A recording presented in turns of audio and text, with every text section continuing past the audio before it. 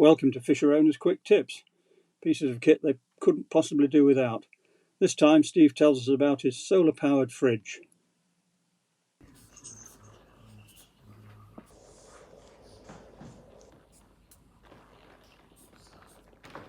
Any guesses? Solar panel, that's it.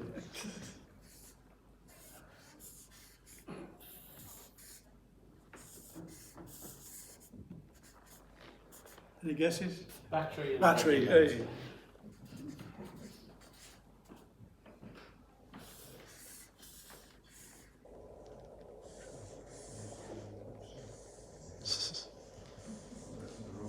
Right, just bear with me, it's not that complicated. So, what have we got? We've got battery, we've got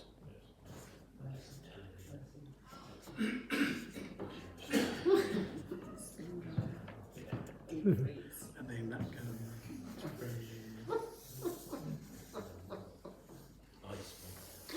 There you go, a highly technical drawing of a solar powered fridge system. I'll just connect the electrics up. There you go. Forget the other side, everybody forgets the negative, that's why I have defects. So what did I do? I decided I wanted to replace my fridge in my Mistress. The old one was one of those horrid little things with a door, and you could have a little gas flame behind it. Ooh, brilliant. I got rid of gas many years ago. You can run it off the mains, but you need a very long bit of string when you're sailing.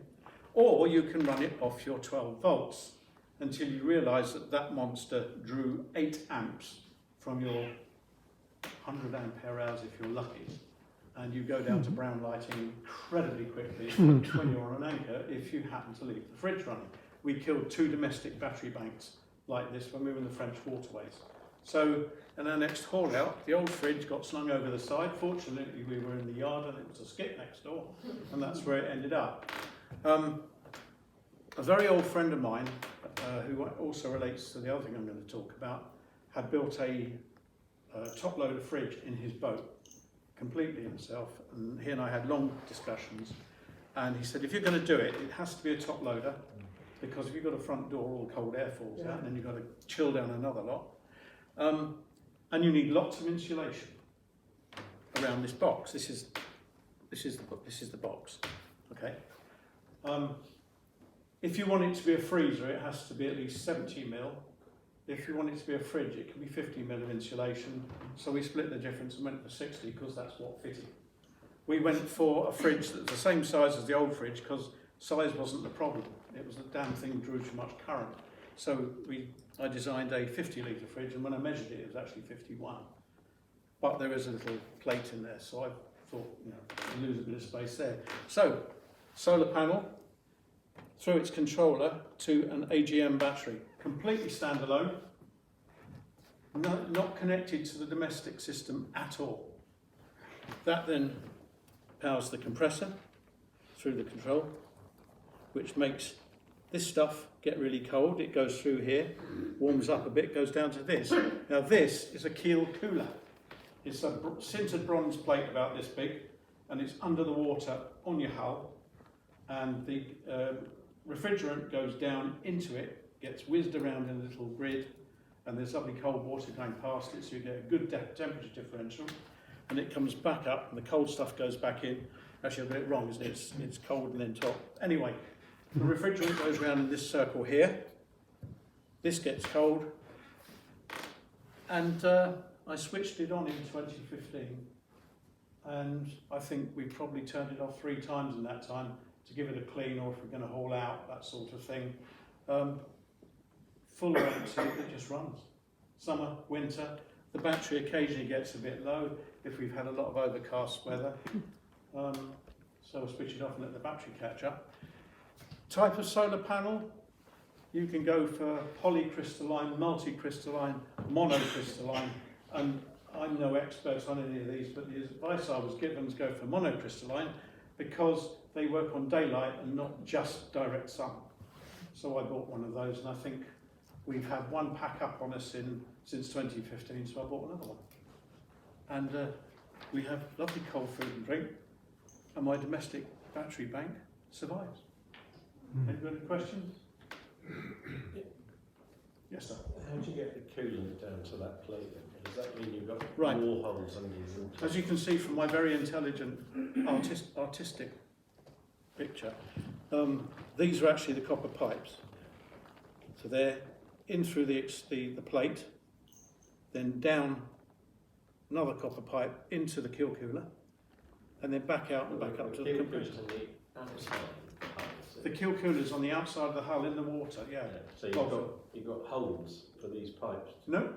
The beautiful thing is, the keel cooler is, do you remember those tins of fish? Where you had to put the key to open it. That sort of rectangular curved shape. It's that shape, but about this big and about that thick. And it's got a whoopee size threaded piece about that long. And then if anybody's drilled a hole in the hull of a fisher, you'll be surprised how thick they are. It's about that thick. Yeah.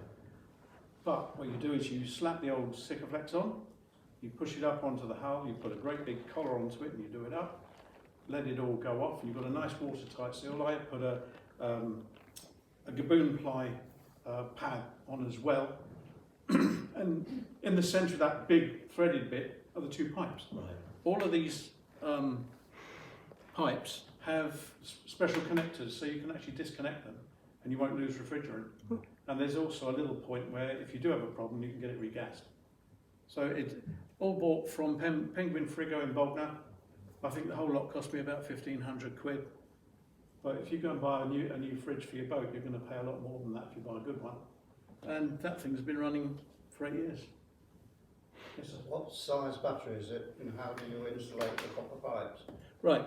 The copper pipes are not insulated. Okay. Not at all, no. That is a 110 ampere hour AGM battery, and it's only now, after 8 years, starting to show signs of, I'm getting a bit tired now, so I turn the fridge off and make sure the panels, keep the panel clean,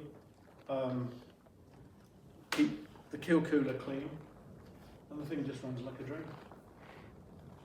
Yes, sir. Good point, Steve. What size solar panel keeps it in? It's about the size of this board. And We have two solar panels on White Mistress. She's a Fisher 34 wheelhouse roof. I've got the dinghy upside down. It's a little rib dinghy, so it's that nice shape. I've got one this side, one that side, and they're held on by lashings. So when we come along somewhere, if we're going to be alongside somewhere where obviously one side's south, we can take the panels off and point them that way. But to be honest with you, the great majority of the time, the only time that we move the panels is when we want to launch the dinghy or to clean them. So. and the second point was hauling out boats and slings. I assume you've total freedom where you put the keel cooler? Well, I kind of decided to stick it roughly where you would put an echo sounder, that sort of. So if you heel, it doesn't come out of the water. I've got it down just before the turn, and the hull is literally about that thick. Yeah, so the Yeah. structural. Yeah. And it's just, you know, I am an engineer. Well, I'm not a technical drawer. You can tell that from here. But I installed it, as I said, in 2015, and apart from I've changed that, I may stick a new one of those in this winter because it's just getting a tad tired. But other than that, touch wood. And when this thing is so quiet, you very occasionally hear it whirring. And we've actually sat down of an evening while we're reading, so let's just see if we can hear the compressor cut in. It cuts in. Sorry, I thought this was the restaurant. No, I thought too far. Ground floor, sir. Thank you. Sorry to trouble you.